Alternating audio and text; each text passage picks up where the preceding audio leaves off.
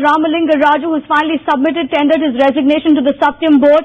This was somewhere largely expected, as Satyam has been in the midst of a storm following their attempt to buy Mitas Group and Mitas Properties, in which the Ramalinga Raju's sons had a majority stake. This was being seen as an attempt on the part of the board of Satyam to benefit the sons of Ramalinga Raju. And finally, after intense pressure, public pressure as well as pressure from the shareholders, it's Ramalinga Raju who submitted his resignation. He sent the letter to the board. This is the big breaking news coming in on Times now. Ramalinga Raju has submitted his resignation following the controversy over the Mitas deal. He's resigned from the Satyam Computers board.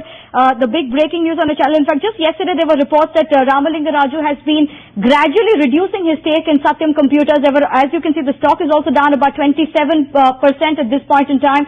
The stock obviously reacting to the big controversy, the latest to hit Satyam, the latest in the series of the controversy surrounding Satyam Computers is that Ramalinga Raju has finally tendered his resignation to the board. The board is considering and going through the details of the resignation. The stock down about 24%. Now we know that Satyam Computers, a lot of board members, at least 4 board members, have tendered their resignation over the last 4 days. There has been a lot of controversy over the kind of corporate governance that has been adopted by Satyam Computers following the attempt to buy out Mitas Properties and Mitas Infrastructure, because these are the companies in which Ramalinga Raju's son had majority stake, and this was now being seen as an attempt on the part of Ramalinga Raju to use Satyam Computers, the cash in Satyam Computers, to benefit his 2 sons. And hence the deal of course backfired, and that day of course the stock had plummeted even on the New York Stock Exchange and back in India.